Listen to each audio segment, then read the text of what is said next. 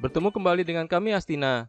Pada kesempatan ini, kami akan coba mendemonstrasikan salah satu proses di modul HRIS kami, yaitu proses payroll beserta dengan manajemen perhitungan PPh 21-nya.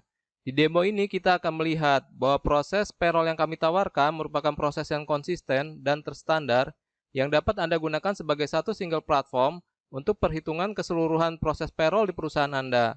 Anda juga bisa melihat bahwa untuk perusahaan yang skalanya lebih besar, Anda bisa membagi proses payroll menjadi beberapa subproses yang otorisasinya bisa diberikan ke beberapa admin payroll. Dengan demikian, proses payroll Anda akan berlangsung lebih cepat dan akurat karena dilakukan oleh beberapa orang sekaligus. Sebelum kita lanjut ke demo, kita akan lihat dulu bisnis proses model dari proses payroll ini.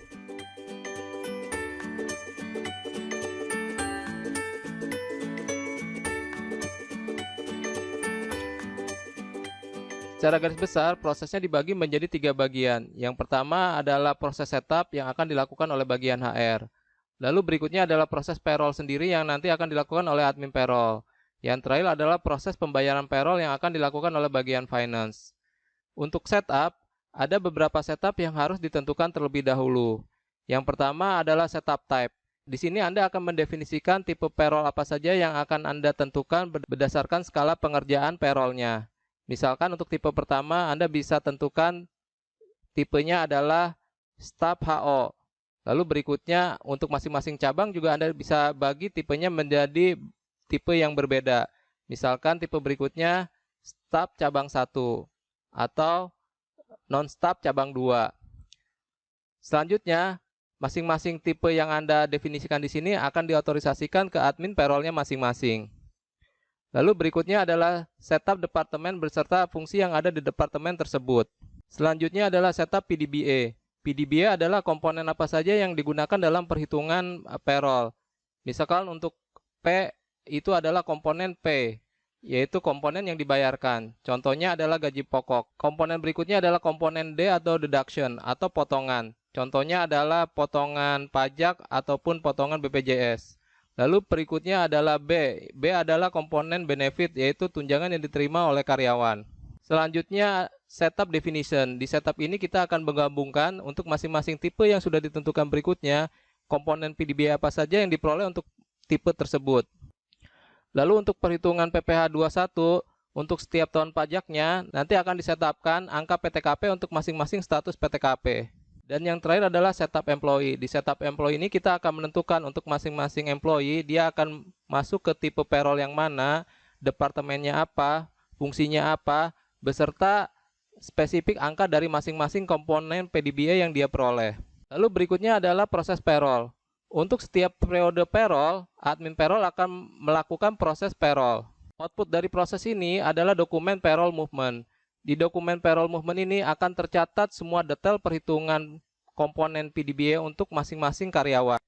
Selanjutnya, admin payroll akan melakukan pengecekan. Jika ternyata terdapat kesalahan, maka dokumen payroll tersebut akan di-cancel terlebih dahulu untuk kemudian dikoreksi angka perhitungannya dan dilakukan ulang proses payrollnya. Hasilnya adalah dokumen payroll movement yang baru. Setelah keseluruhan perhitungan sudah sesuai, berikutnya admin payroll bisa melakukan proses closing. Output dari proses closing ini adalah dokumen payroll EP di bagian finance. Selanjutnya dokumen EP tersebut ditindaklanjuti dengan melakukan payroll payment. Setelah payroll payment selesai dilakukan, bagian finance bisa menginformasikan ke bagian payroll untuk kemudian dilakukan proses generate payroll slip. Payroll slip yang ada di Astina ERP sifatnya paperless. Jadi begitu admin payroll melakukan generate payroll slip, maka masing-masing karyawan akan memperoleh email yang di email tersebut ada attachment PDF slip payrollnya yang sudah terenkripsi dengan password yang sebelumnya sudah ditentukan oleh masing-masing karyawan. Dengan demikian bisa dipastikan bahwa kerahasiaan payroll slip ini terjaga karena passwordnya yang tahu hanya karyawan yang bersangkutan. Baik, selanjutnya kita akan lihat demo untuk masing-masing proses payroll yang ada.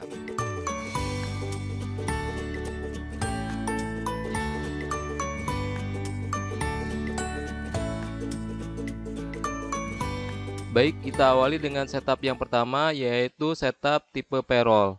Kita buka menunya payroll type. Di sini kita bisa lihat sudah ada beberapa tipe payroll yang sudah dibuat sebelumnya. Untuk membuat tipe payroll yang baru, klik tombol New, lalu kita pilih organisasi yang akan kita proses. Kita beri nama.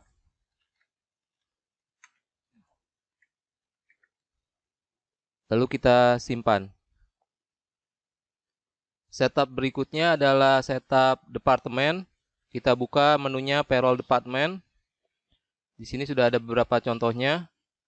Lalu berikutnya fungsi dari masing-masing departemen. Misalkan kita lihat untuk departemen finance.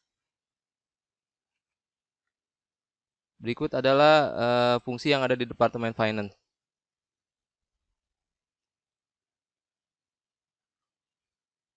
Lalu berikutnya adalah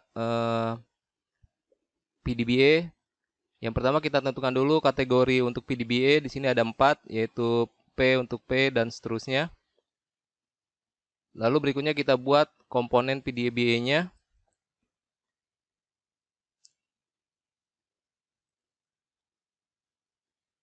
Berikut adalah contoh untuk komponen P.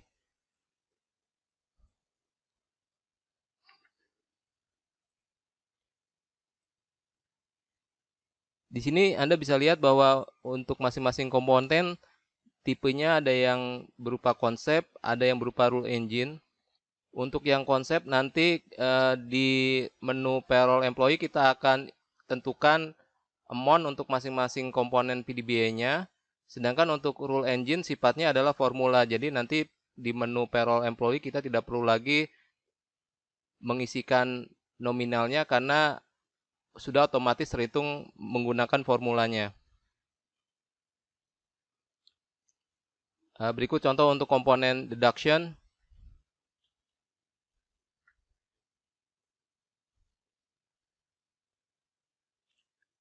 Baik, berikutnya adalah setup payroll definition. Di sini kita akan menggabungkan untuk masing-masing definisi tipe payroll yang digunakan apa saja, lalu komponen PDBA yang akan digunakan juga apa saja. Lalu berikutnya adalah setup PTKP. Nah, ini contohnya untuk tahun pajak 2020.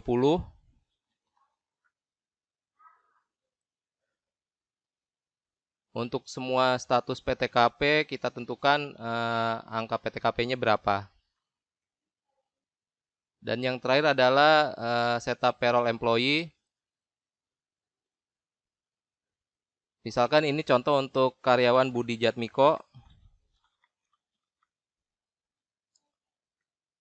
Jadi di sini kita bisa lihat untuk karyawan Budi Jatmiko itu departemennya PLM, lalu jabatannya Head of PLM, dan dia akan masuk ke payroll Head Office Monthly.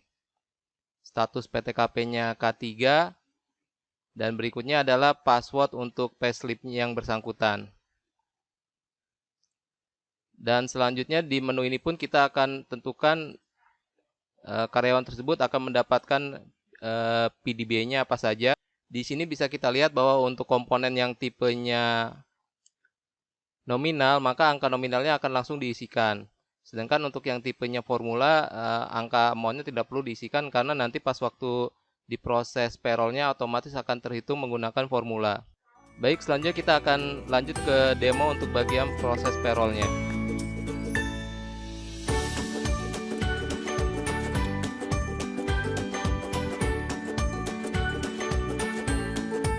Selanjutnya kita buka menu payroll proses. Lalu kita pilih tipe payroll yang akan kita proses, tanggal payroll-nya, lalu periodenya, lalu kita beri nama. Berikutnya kita simpan. Selanjutnya kita submit dokumen. Ada 2 output yang dihasilkan. Yang pertama adalah hasil jurnalnya. Kita klik tombol post untuk melihat detail hasil jurnalnya. Di sini kita bisa lihat bahwa hasil jurnalnya adalah beban pada akun clearing. Akun clearing ini nanti akan di-clearkan di proses selanjutnya. Lalu output berikutnya adalah dokumen payroll movement. Kita cari untuk tipe payroll yang kita proses sebelumnya.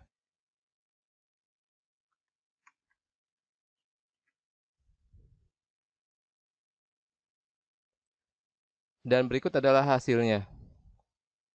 Bisa kita lihat di sini bahwa untuk masing-masing karyawan, detail perhitungan untuk setiap komponen PDBA-nya tercatat. Selanjutnya, admin payroll bisa melakukan ekspor dari data yang dihasilkan ke Excel, sehingga pengecekan hasil perhitungan bisa dilakukan di kertas kerja.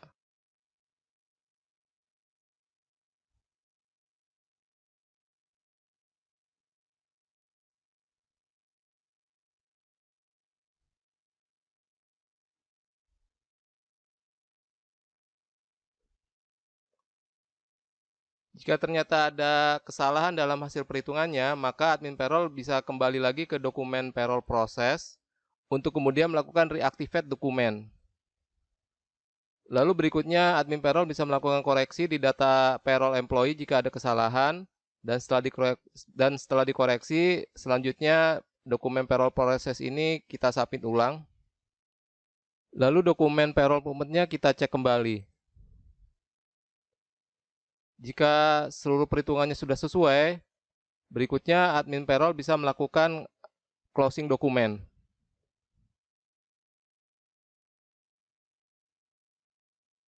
Berikutnya, admin payroll juga bisa mengecek data menggunakan report. Report yang akan digunakan adalah report payroll file. Di sini bisa terlihat hasil perhitungan setiap komponen PDBA untuk masing-masing karyawan. Dengan demikian, admin payroll tidak perlu lagi menyimpan arsip perhitungan payroll setiap periodenya karena semuanya sudah tersimpan di dalam sistem dan hasilnya pun bisa dilihat menggunakan report. Baik, selanjutnya admin payroll bisa menginformasikan ke bagian finance untuk kemudian bagian finance akan melakukan pembayaran payroll.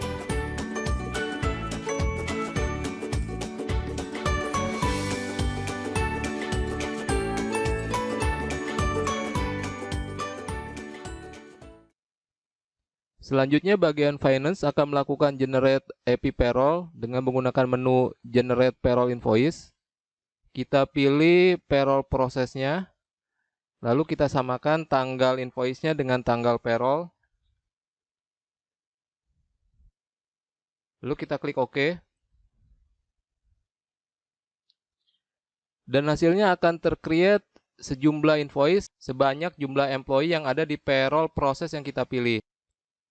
Invoice yang dimaksud di sini adalah invoice dummy karena kita bisa melihat bahwa payroll itu merupakan hutang perusahaan kepada karyawan. Untuk keperluan demo kali ini, kita gunakan setting bahwa invoice yang dihasilkan adalah detail untuk masing-masing karyawan karena kita akan melihat detail perhitungan untuk hasil-hasil karyawan. Namun akibatnya, bagian finance akan bisa melihat detail perhitungan gaji untuk masing-masing karyawan yang mana hal tersebut tidak dibenarkan. Nantinya kita bisa rubah settingannya sehingga invoice yang dihasilkan cukup satu untuk setiap payroll proses yang kita proses dan nilainya merupakan akumulasi dari keseluruhan karyawan yang ada di proses payroll tersebut. Baik, selanjutnya kita lihat AP payroll yang dihasilkan. Menu yang digunakan adalah invoice payroll. Kita filter sesuai tanggal proses payroll yang terakhir. Di sini kita bisa lihat bahwa nilai invoice-nya merupakan nilai take home pay yang diperoleh oleh masing-masing karyawan. Kita pilih karyawan Budi Jatmiko, lalu kita lihat detail invoice-nya.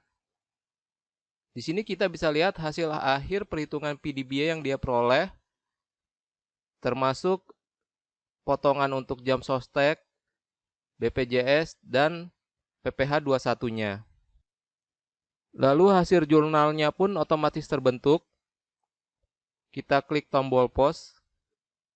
Dan hasil jurnalnya adalah beban gaji pada hutang gaji dengan tambahan biaya yang harus dibayarkan oleh perusahaan untuk jam sostek, BPJS, dan BPh 21. Nanti kita akan bahas kembali hasil penjurnalan ini setelah kita selesaikan keseluruhan proses untuk bagian finance. Selanjutnya menu yang digunakan adalah payment selection. Kita isikan namanya.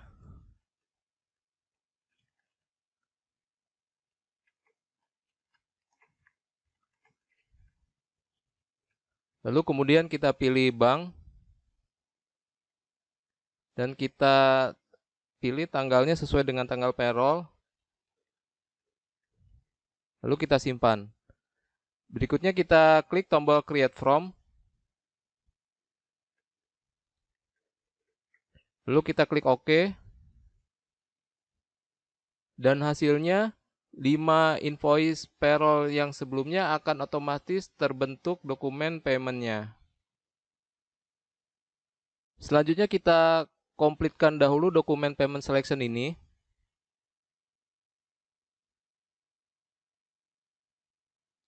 Lalu kemudian kita klik tombol prepare payment. Menu selanjutnya adalah payment print export. Kita pilih payment selection sebelumnya.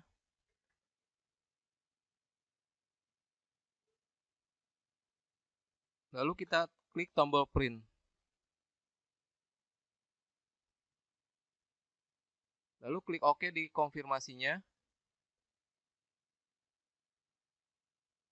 Dan menu berikutnya adalah bank statement, yaitu untuk mencatat rekening koran dari proses pembayaran payroll yang ini.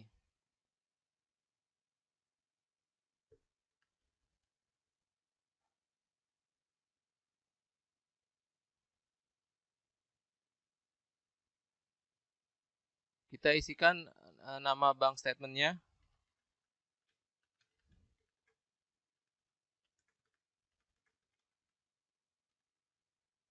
Lalu tanggal statement-nya kita samakan dengan tanggal payroll-nya. Kita simpan. Lalu kita pilih line-nya.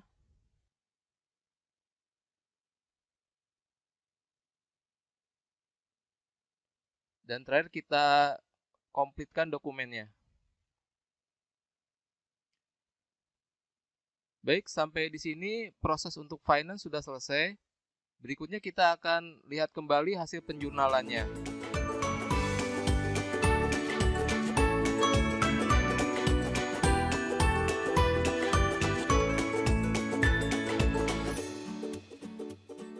Salah satu kelebihan dari Astina ERP adalah bahwa setiap dokumen transaksi yang mempunyai efek finansial, begitu status dokumen tersebut komplit, maka jurnal akan otomatis terbentuk.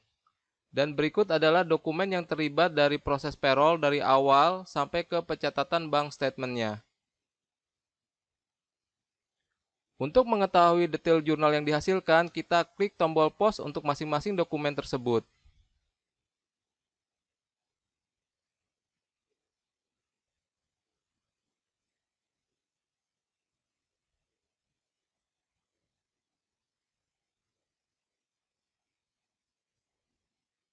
Selanjutnya kita akan melihat hasil net off dari jurnal yang dihasilkan. Kita bisa menggunakan salah satu fitur di Astina ERP yaitu account info. Kita isikan tanggal transaksinya dengan tanggal payroll.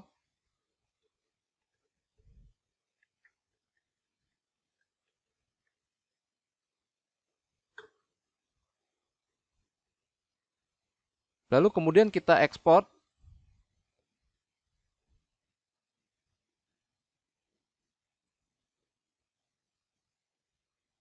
Dan selanjutnya kita gunakan pivot.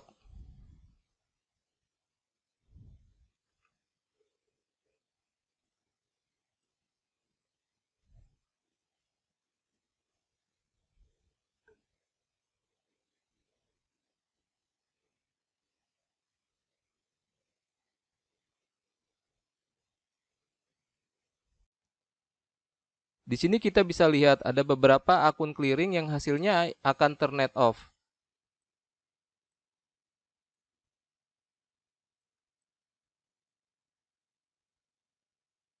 Dan berikut adalah hasil akhirnya. Jadi hasil akhir penjurnalannya adalah beban gaji dan tunjangan pada bank dengan tambahan biaya yang harus dibayarkan oleh perusahaan berupa PPh 21, iuran jam sostek, dan BPJS. Baik, sampai di sini proses finance-nya sudah selesai dan selanjutnya bagian finance akan menginformasikan ke bagian payroll untuk melakukan generate payroll slip.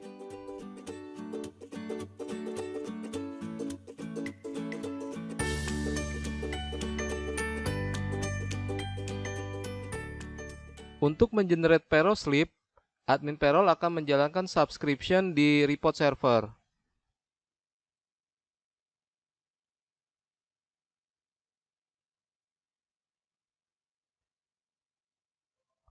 Dan hasilnya masing-masing karyawan akan memperoleh email yang di dalamnya ada attachment payroll slip masing-masing. Kita coba lihat salah satunya.